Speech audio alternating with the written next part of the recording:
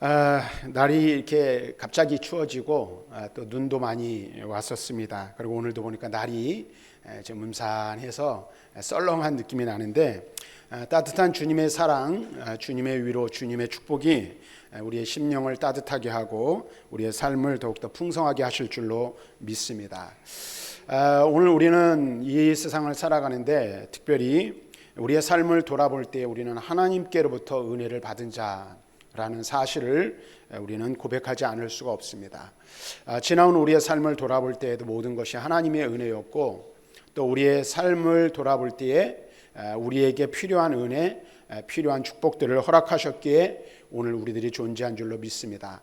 우리 장로님이 기도하실 때도 언급했지만 어느덧 2024년도도 다가고 이제 한 달 남겨두었습니다. 오늘이 첫째 날, 첫째 주일이죠. 근데 지난 2024년을 돌아볼 때도 모든 것이 하나님의 은혜였다라는 것을 고백하지 않을 수 없어요. 그래서 지나온 삶을 돌아볼 때에 여러 가지 많은 일들이 있었잖아요. 우여곡절도 있었고 또 고난도 있었고 어려운 일들도 많이 있었지만 또 오늘 이 모습, 우리가 건강한 모습을 가지고 하나님 앞에 나와 예배할 수 있는 것, 이것이 먼저 하나님의 크신 은혜인 줄로 믿습니다. 우리에게 베푸신 하나님의 은혜를 생각할 때 우리는 말로 다 할 수 없고 감히 바랄 수 없는 은혜를 우리는 받은 자라는 사실을 고백하게 됩니다. 자, 그렇다면 우리가 한 가지 생각해 볼 것이 있습니다. 그것은 무엇인가 하면 우리가 하나님의 은혜를 입었다면 은혜 받은 자로서 우리는 어떤 삶을 살아야 하는가, 또 내게 베푸신 하나님의 은혜가 얼마나 크고 놀라운 것인지를 우리가 다시 한번 생각하고 그것을 고백하고 하나님 앞에 나아가는 감사하는 저와 여러분들이 되어야 할 줄로 믿습니다. 그래서 오늘 말씀을 통해서 은혜를 입은 자는 어떤 삶을 살아야 하는지에 대해서 생각을 해보려고 하는데, 오늘 본문의 말씀, 읽은 말씀을 가지고 둘로 나뉘어서 이번 주와 다음 주에 두 번에 걸쳐서 말씀을 생각하려고 합니다. 먼저 첫 번째는 오늘 우리에게 베푸신 하나님의 은혜가 얼마나 크고 놀라운 것인지를 생각해 보기를 원합니다. 오늘의 본문의 말씀은 어떻게 시작됩니까? 예수님의 제자인 베드로가 예수님께 묻습니다. 예수님, 선생님, 오늘 형제가 나에게 만약에 죄를 범한다면 그 형제를 몇 번이나 용서해야 합니까? 그러면서 자신 있게 얘기해요. 한 7번쯤 용서하면 되겠습니까? 이 질문에 대해서 예수님께서 대답을 하십니다. 그런데 예수님이 주시는 대답 속에 한 비유를 말씀해 주시는 것을 우리는 알 수가 있습니다. 이 비유를 통해서 우리 하나님께서 우리에게 베푸신 은혜가 얼마나 크고 놀라운 것인지를 깨닫게 되고, 또 하나님의 은혜를 입은 자는 어떤 삶을 살아야 하는지 말씀을 통해서 우리에게 교훈해 주고 있다라는 것입니다. 그래서 오늘 이 말씀을 우리가 함께 나누면서 내게 베푸신 하나님의 은혜가 얼마나 크고 놀라운 것인지를 생각해 보는 시간이 되기를 바라고 그 은혜에 감사할 수 있기를 바랍니다. 먼저 첫 번째로 우리가 생각할 것은 모든 사람은 다 하나님 앞에 서야 할 때가 온다라는 거예요. 결산할 때가 오고 하나님의 심판대 앞에 서게 될 때가 온다라는 사실을 우리에게 가르쳐주고 있습니다. 23절 말씀을 보면 주님께서는 천국을 자기의 종들과 결산하려 했던 어떤 임금과 같다라고 말씀해주고 있습니다. 여기서 말하는 결산은 쉽게 말하면 계산 좀 하자는 거예요. 또 좀 어렵게 얘기를 하면 채무자들이 채권자에게 그 채무, 빚진 것을 청산하는 절차를 의미하는 거예요. 그래서 여러분들 예를 들어서 은행이나 금융권에서 돈을 빌리면 매달 무엇이 날라오죠? 결산해야 돼요. 이자를 내야 될 날이 날라오는 거예요. 근데 이자를 내는 날이 날라오기도 하지만은 마지막 때 어떻게 기한이 다 되면 뭘 해야 돼요? 원금을 청산해야 되는 이 날이 오는 거예요. 여기서 결산한다는 것은 빚진 것에 대한 청산을 해야 하는 날이 다가옴을 말씀해 주고 있는 거예요. 빚을 진 사람은 정한 기한에 그것을 갚아야 하고, 그렇지 못하면 그에 따른 여러 가지 불이익을 당할 수밖에 없게 된다라는 것입니다. 그렇다면 여기서 말하는 임금은 누구를 말하고 종은 누구를 말하는 것일까? 임금은 하나님을 가리키는 것이고 하나님께 채무를 변제해야 할 종은 바로 이 땅을 살아가는 모든 사람들을 가리킨다 말할 것입니다. 그리고 이 땅에 살아가는 사람들이 하나님 앞에 변제해야 할 채무는 무엇입니까? 엄청난 부채를 짊어졌는데 그 부채는 바로 죄라는 부채라는 것이죠. 이 죄의 부채, 엄청난 죄의 부채를 짊어진 인류 전체가 바로 이 종에 포함된다라고 말할 수 있습니다. 그런데 오늘 우리가 성경을 볼 때에 이와 같은 일에 예외가 있을 수 없다라는 거예요.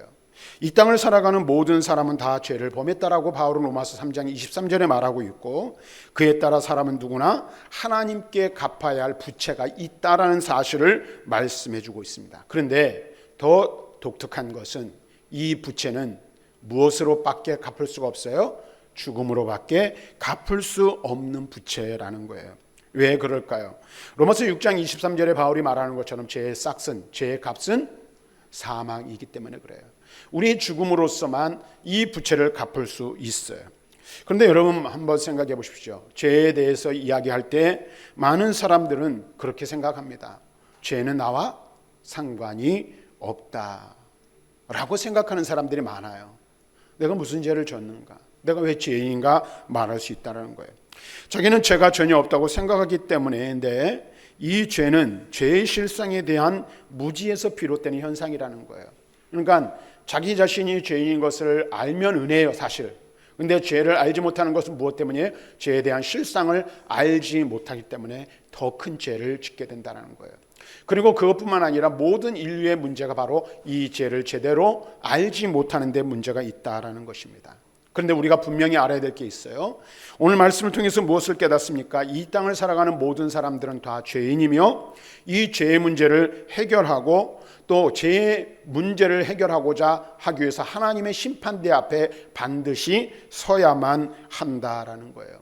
그래서 바울은 로마서 14장 10절에 우리가 한번 성경을 한번 보여줄까요? 로마서 14장 10절 말씀 보니까 이렇게 말해요. 우리가 다 하나님의 심판대 앞에 서리라.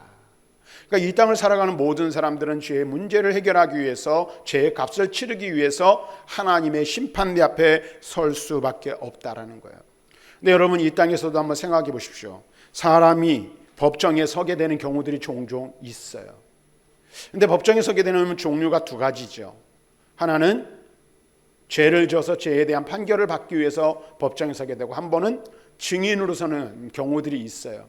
그런데 이 땅에 사는 모든 사람들이 하나님의 심판대 앞에 서게 되는데 전자입니까? 후자입니까? 전자죠. 우리의 죄의 문제에 대해서 우리는 판결을 받기 위해 하나님의 심판대 앞에 설 수밖에 없다라는 거예요. 하나님께서는 우리의 행위에 따라 그 값을 매기실 것이고 그 값을 우리는 치러야만 한다라는 것입니다. 그래서 죄를 범한 자들에게는 형벌이 따르게 될 것이고, 반대로 이 땅을 사는 동안 주를 기쁘시게 한 사람들에게는 후한 상급이 주어지게 될 것이라고 분명하게 말씀하십니다.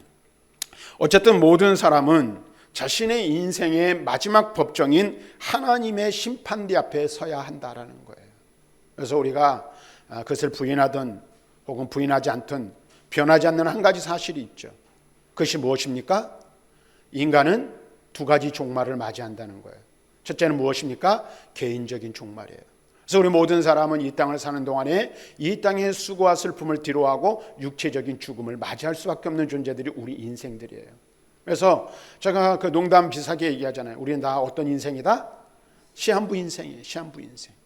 90을 살던 100세를 살던 그 이상을 살아도 결국은 인간은 육체의 종말, 육체의 죽음을 맞이할 수밖에 없는 거예요. 그런데 또 하나의 종말이 있어요. 그것은 무엇입니까? 우주적인 종말이에요. 우리가 사는 이 세상과 만물은 하나님의 심판으로 말미암아 불에 녹아질 때가 있다라는 거예요. 하나님의 심판이 임하게 되는 것이죠. 다시 말하면 우리는 우주적인 종말이든 개인적인 종말이든 하나님의 심판대 앞에 서게 될 것이라는 사실입니다. 영국의 시인이 있습니다. 알프레드 테니슨이라는 시인은 이런 이야기를 했다고 합니다. 우리 인생을 가리켜 뭐라고 빗댔냐면 일개의 학교이며 일개의 준비다라는 말을 했다고 합니다. 그런데 여기서 우리가 인생을 살아가면서 준비해야 될 것이 무엇인지 많은 사람들이 깨닫지 못하는데 안타까움이 있다라는 것입니다. 우리는 무엇을 준비하며 이 땅을 살아가야 합니까? 무엇을 준비하는 인생이 되어야 합니까? 바로 우리의 준비가, 우리가 인생을 살아가면서 준비해야 될 것은 이 땅에서의 삶의 것이 아닌 내세를 위한 것이고, 궁극적으로는 더 나아가 하나님의 심판대 앞에 설 때를 위한 준비가 필요하다는 사실을 우리는 알아야 합니다. 그럼 여러분 한번 생각해 보십시오. 우리가 언젠가는 하나님 앞에 서게 될 거예요. 하나님 우리를 심판하실 거예요. 너 나랑 와서 계산 좀 하자. 내 인생 잘 살았는지 한번 보자. 너가 정말로 내 앞에서 갚아야 할 것을 바르게 갚았는지 한번 보자라고 우리 하나님이 말하실 때에 우리는 과연 어떻게 하나님 앞에 설 수 있을까? 우리는 한번 생각해 보아야 한다라는 거예요. 우리가 어떻게 인생 우리의 마지막 하나님의 심판 때를 준비해야 될까요? 어떻게 준비하면 될까요? 잘 살아야죠. 맞습니다. 잘 살아야 돼요. 근데 여러분 문제가 뭐냐면 이 잘 사는 것의 기준이 뭔지를 알아야 된다는 거죠. 잘 하면 되죠. 근데 이 잘 살고 잘하는 게 누구의 기준일 경우가 많아요? 나의 기준에 보면 내가 이 정도 살았으면 됐지, 이 정도 했으면 됐지라고 생각할 수 있다는 거예요. 그런데 우리의 생각과 하나님의 생각이 다르듯이 우리의 기준과 하나님의 기준이 다르다는 사실을 우리는 분명히 알아야 돼요. 그래서 이 땅을 사는 동안 우리가 먼저 예수 그리스도 안에서 나중에 우리가 살펴보겠지만 제3의 은혜를 얻어야 할 뿐만 아니라 제3의 은혜를 받았다 할지라도 우리는 어떻게 해요? 경건하고 거룩한 삶을 삶으로 마지막 때를 잘 준비해야 한다라는 것입니다. 그래서 베드로후서 우리 3장 11절과 12절에 베드로는 이렇게 말합니다. 같이 한번 읽어보겠습니다. 시작. 이 모든 것이 이렇게 풀어지리니 너희가 어떤 사람이 되어야 마땅하냐? 거룩한 행실과 경건함으로 하나님의 날이 임하기를 바라보고 간절히 사모하라. 그날에 하늘이 불에 타서 풀어지고 물질이 뜨거운 불에 녹아지려니와. 아멘. 여기 보니까 뭐라고 말했어요? 이 땅의 모든 것들이 풀어질 날이 오게 된다는 거예요. 그럼 그때 우리는 어떤 삶을 살았다라고 하나님 앞에 고백해야 될까요? 우리는 어떻게 사는 것이 마땅하다라고 말할 수 있을까요? 거룩한 행실, 경건한 삶, 하나님의 날이 임하기를 바라보고 사모하는, 간절히 사모하는 삶이 되어야 할 것을 말씀해 주고 있는 거예요. 여러분 보세요. 이 날을 준비하는 것은 이 세상을 살면서 돈 많이 벌고 사회적 지위를 확고히 다지고 혹은 명예를 얻는 것, 그것 가지고 안 된다는 거예요. 많이 배우고 착하게 사는 것, 그것 가지고 안 된다는 거예요. 이 세상에서 인생들이 수고하고 애쓰는 이 모든 것들은 내세를 위한 준비와는 전혀 무관하다라는 사실을 알아야 한다는 것입니다. 오히려 세상에 있는 것들을 추구하는 삶은 그날을 준비하는 기회들을 빼앗아가버리는 도구가 된다는 것입니다. 그러므로 우리는 어떻게 해야 할까요? 주의 말씀에 따라 삶으로 다가오는 하나님의 심판은 날을 잘 준비하는 자가 되어야 한다는 거예요. 주의 말씀 안에서 주의 말씀을 따라 사는 삶이 되어야 한다는 것입니다. 그래서 바울은 고린도후서 5장 10절에서 이렇게 말합니다. 같이 읽습니다. 시작. 이는 우리가 다 반드시 그리스도의 심판대 앞에 나타나게 되어 각각 선악간에 그 몸으로 행한 것을 따라 받으려 함이라. 하나님의 심판이 반드시 우리에게 있을 것이고 선악간에 행한 것에 따라 심판을 받게 될 것이라고 말씀해 주고 있어요. 또 요한계시록 22장 12절에도 이렇게 말합니다. 같이 읽습니다. 시작. 보라 내가 속히 오리니 내가 줄 상이 내게 있어 각 사람에게 그가 행한 대로 갚아주리라. 심판은 어떠사고요? 반드시 있을 것이고 우리 주님께서는 잘 산 사람, 말씀대로 산 사람, 그리스도 안에서 믿음으로 산 사람들에게 상 주시기 위해서 반드시 속히 오실 줄로 믿습니다. 그러니까 여러분 이 말씀을 보면서 우리가 잘 깨달아야 될 것이 무엇입니까? 우리 모두는 하나님 앞에서 결산해야 될 때, 계산해야 될 때가 온다라는 거예요. 우리 모든 인생은 심판대 앞에 서야 되는 거예요. 그래서 히브리서 기자가 말하는 것처럼 한 번 죽는 것은 사람에게 정해진 것이고 그 후에는 무엇이 있다? 심판이 있음을 우리는 알아야 돼요. 하나님의 심판대 앞에 모든 인생이 서게 될 것이고 우리가 살아온 삶의 모습에 따라 하나님 앞에 심판받게 될 것이라는 사실입니다. 오늘 우리는 이 사실을 분명히 알아야 돼요.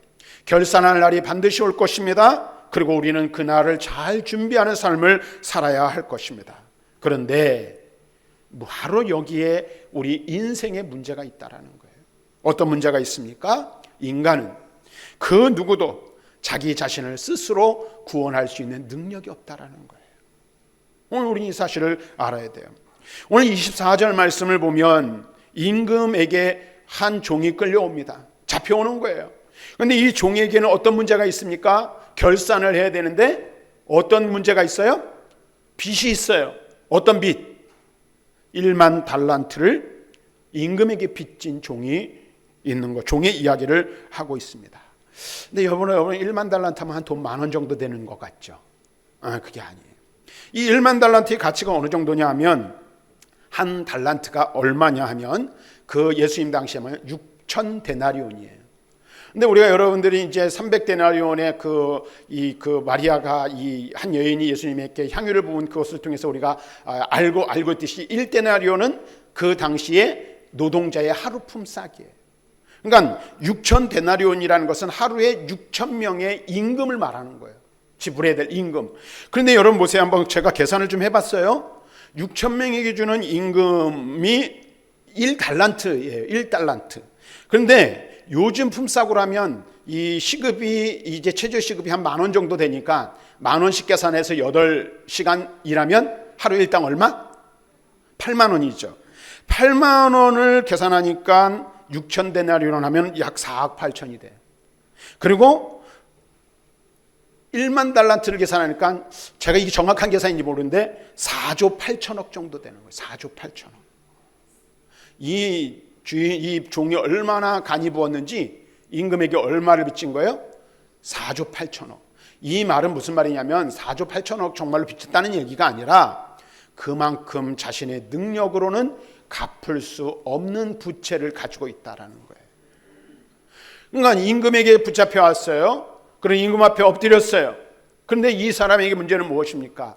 그 부채를 갚을 수 있는 능력이 아무것도 없다라는 거예요. 참으로 어마어마한 부채의 힘을 실감할 수 있죠. 그런데 이 부채가 얼마나 큰지 한번 여러분 이렇게 생각해 보십시오. 갈릴리 지방, 당시 예수님 당시에 갈릴리 지방의 1년 세입금의 총수가 300달란트였다고 해요. 그 역사적으로 그때 당시에. 그리고 유다 전국, 그러니까 유다라는 나라 통으로 로마에 1년에 바치는 세금이 800달란트였다라는 거예요. 근데 이 종은 그보다 한 나라가 이 로마에 바치는 세금보다 비교할 수 없는 어마어마한 부채를 안고 있다라는 거예요. 가히 천문학적인 숫자라고 말할 수 있을 것입니다. 이처럼 엄청난 부채를 안고 있는 바로 이 사람의 모습이 오늘 누구의 모습이에요? 하나님 앞에 서게 될 우리들의 모습이라는 거예요. 오늘 우리는 이 사실을 알아야 돼요. 우리 인간, 우리 사람들은 하나님 앞에 언젠간 서게 돼야 되는데 하나님께서 우리와 계산하자고 하시는 그 부채가 어떤 거예요? 죄의 문제인데 이 죄는 우리의 힘으로, 우리의 능력으로, 우리의 그 어떤 것으로도 해결할 수 없는, 감당할 수 없는 것의 문제라는 것입니다. 그래서 25절 말씀에 보면 이렇게 1만 달란트라는 거액의 빚을 임금에게 지고 있는 이 종에게는 도무지 변제할 수 있는 능력이 없음이 밝혀지고 있어요. 그는 모든 수단과 방법을 다 강구할지라도 이 엄청난 부채를 해결할 수 있는 능력이 전혀 없었다라는 거예요. 결국 이것은 무엇을 의미합니까? 바로 죄로 인한 인간의 전적인 무능력함을 보여주는 거예요. 바로 오늘 여기 있는 저와 여러분들, 하나님 앞에 서게 될 저와 여러분들의 실상이 어떠한 존재들인지를 알려주고 있다라는 것입니다. 이 종이 자신의 채무를 변제할 어떤 능력도 없었던 것처럼 우리도 우리 자신을 우리 스스로의 죄에서 구원할 능력이 도무지 조금도 없는 그런 존재라는 거예요. 그래서 바울은 이와 관련하여 율법의 행위로 그의 앞에 의롭다심을 얻을 육체가 없다라고 로마서 3장 20절에 말하고 있어요. 그래서 인간에게는 무엇이 필요합니까? 구원자가 필요했고 하나님께서 우리의 구원자 예수 그리스도를 이 땅에 보내신 이유, 까닭이 바로 여기에 있음을 말씀해주고 있는 것입니다. 사랑하는 여러분, 죄로부터의 자유를 위해 사람이 어떤 노력을 기울일지라도 그 결과는 모두가 동일합니다. 달라질 것이 하나도 없다라는 것입니다. 왜 그럴까요? 인간의 죄는 오직 누구만 해결하실 수 있어요? 하나님만 해결하실 수 있다라는 거예요. 우리가 죄의 문제, 인생의 문제를 해결하려고 이런 노력 저런 노력을 다 기울여 봐요. 이런 수고 저런 수고를 다 해보지만 우리의 노력과 수고는 그 어떠한 결실도 맺을 수 없는 것이라는 사실을 깨닫게 됩니다. 그래서 사실은 이 바울이 말하고 있는 것처럼 우리 마음속에 이 부패하고 타락한 인간의 마음속에 하나님을 알만한 것을 두셔서 인간이 어떻게 해요? 자신의 허무한 문제를 해결하기 위해서 수없이 많은 종교들을 만들어내는 거예요. 그렇죠. 그래서 이 땅에는 어떤 것들이 많아요? 수없이 많은 종교들이 있어요. 근데 그 수없이 많은 종교들과 신들, 그 다음에 교리들을 만들어냈는다 할지라도 그것 가지고 인생이 겪고 있는 이 문제를 해결할 수 있을까요? 전혀 그럴 수 없다라는 거예요. 모든 사람은 자신의 이와 같은 실상을 볼 수 있어야 하는데 그렇지 못해요. 우리 인생은 우리 자신의 모습을 바라보는 것이 먼저 중요한 거예요. 우리는 어떤 존재라는 사실을 깨달아야 돼요. 내 스스로의 힘으로는 그 어떤 것으로도 내 죄의 문제, 인생의 문제를 해결할 수 없는 존재라는 사실을 깨닫는 것이 중요해요. 그래야만 교만하지 않고 자신을 낮추게 되며 하나님께 은혜를 구하게 된다는 사실이에요. 구원의 시작이 바로 자기 자신의 죄의 문제를 들여다보는 데서부터 시작되는 거예요. 내가 이런 죄인인데 내 스스로의 힘으로는, 내 스스로의 능력으로는 이 죄의 문제를 해결할 수 없다라는 사실을 깨닫는 순간부터 구원의 역사가 시작된다는 사실이에요. 오늘 이 종도 마찬가지죠. 자신 스스로의 힘으로는 그 무엇 가지고 아내를 그 다음에 자식을 다 갖다 바쳐도 문제를 해결할 수 없기에 임금 앞에 엎드려 자비를 구할 수밖에 없었던 거예요. 오늘 우리는 이 사실을 알아야 돼요. 현대인들의 가장 큰 문제점이 무엇이라고 여러분 생각합니까? 사람이 무엇이든지 할 수 있는 존재인 것처럼 여기는 것입니다. 착각하는 것입니다. 자신의 죄 문제도 해결하지 못하는 유약한 존재인 인간이 전능하신 하나님과 비기려는 이러한 태도는 인류의 미래를 어둡게 만드는 요인이 된다는 사실을 우리는 기억해야 합니다. 만일 사람이 율법이나 종교 혹은 선행 등으로 자신을 구원할 수 있다면 굳이 우리를 위하여 이 땅에 그리스도께서 오실 필요가 없었을 것입니다. 하나님께서 그를 우리를 위한 대속의 제물로 보내신 것은 무엇을 아셨기 때문이에요? 인간의 전적 무능을 아셨기 때문이라는 거예요. 인간의 힘으로는, 인간의 노력으로는, 인간의 그 어떤 것으로도 죄의 문제를 해결할 수 없는 것을 우리 하나님께서는 아셔서 그 문제를 해결해 주시기 위해서 누구를 보내신 거예요? 2000년 전에 예수 그리스도를 사람이 되게 하시는 거예요. 우리는 이 모든 사실을 인정하고 하나님 앞에 겸손히 자신을 낮춰야만 합니다. 자신을 구원할 능력도 없는 사람이 전능하신 하나님과 논쟁하려 하는 것은 어리석은 시도임은 물론이고 두려워해야 할 일입니다. 그래서 성경은 인간이 영적으로 무능하게 된 것과 관련하여서 뭐라고 말합니까? 로마서 3장 12절에서 바울은 다 치우쳐 한 가지로 무익하게 되었다 라고 말하고 있습니다. 이 말은 무슨 말입니까? 인간은 스스로 아무것도 할 수 없는 존재라는 사실을 말하고 있는 거예요.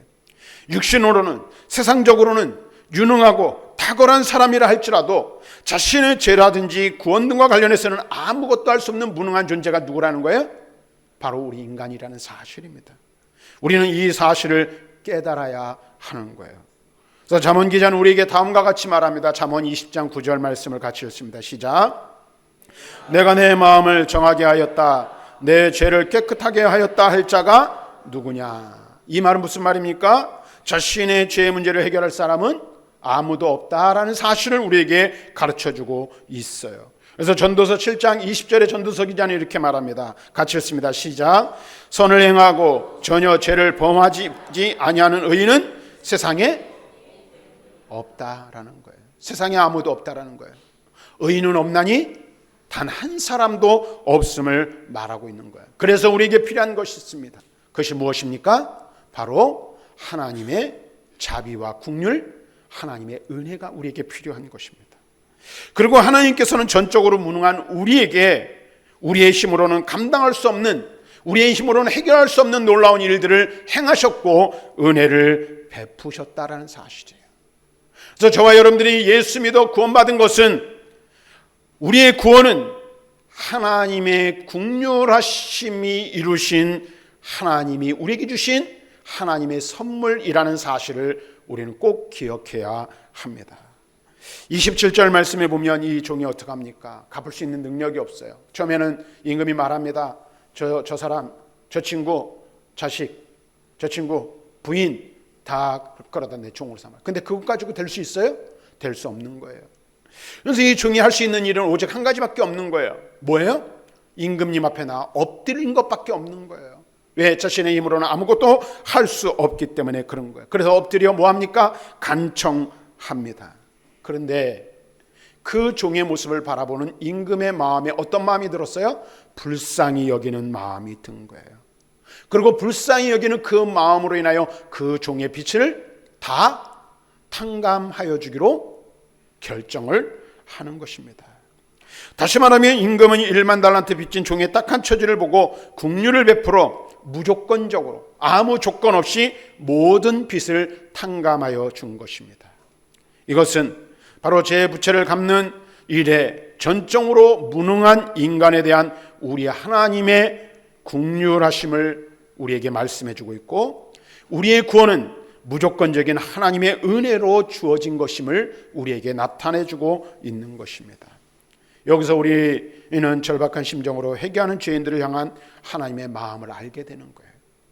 그분은 중심으로 회개하며 은총을 구하는 사람들을 용서하여 주시고 구원하여 주십니다.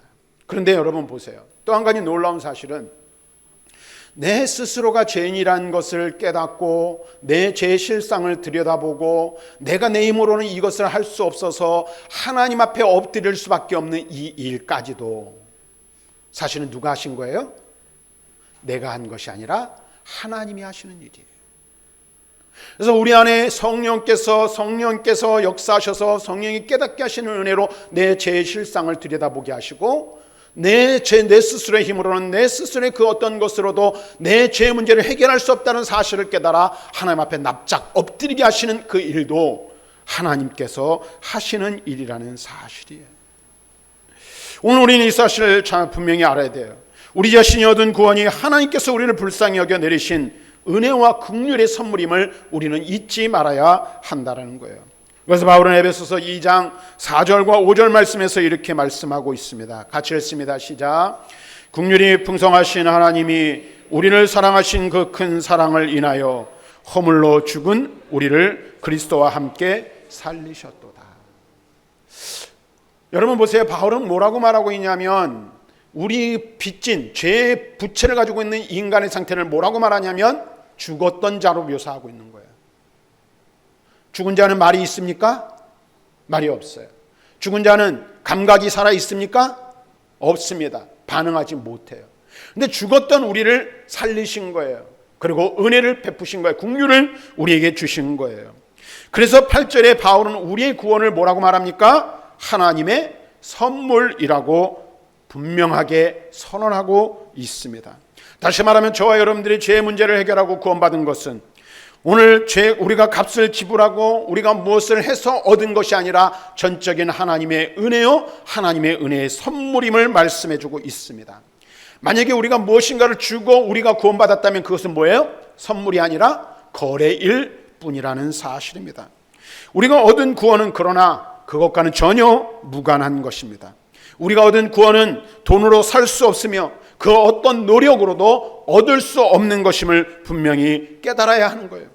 만약에 우리의 구원이 백화점 상품 진열대나 할인 매장 등에 비치되어 있는 물건과 같은 것이라면, 그래서 우리가 그것을 돈 주고 살 수 있는 것이라면 그것은 상품이지 하나님의 선물일 수 없다라는 거예요. 그런데 오늘날 많은 사람들 중에 어떤 사람들은 하나님의 구원을 상품 취급하는 경우가 있어요. 내가 이 정도 했으니까, 내가 이만큼 했으니까, 내가 이렇게 하면 내가 하나님께서 나를 불쌍히 여기시겠지. 무엇인가 내 행위를 자꾸만 동원하려는 우리의 못난 모습들이 있다라는 거예요. 근데 이것은 마치 무엇과 같으냐면 이런 거예요. 여러분, 이것은 무엇이죠? 성경이에요. 근데 우리는 이걸 가르쳐 뭐라고 말해요? 성경 책이라고 말해요. 책은 어디서 살 수 있어요? 서점에 가서 돈 주면 살 수 있어요. 한 5만 원 주면 이거 하는 거 사요. 그런데 여러분 보세요.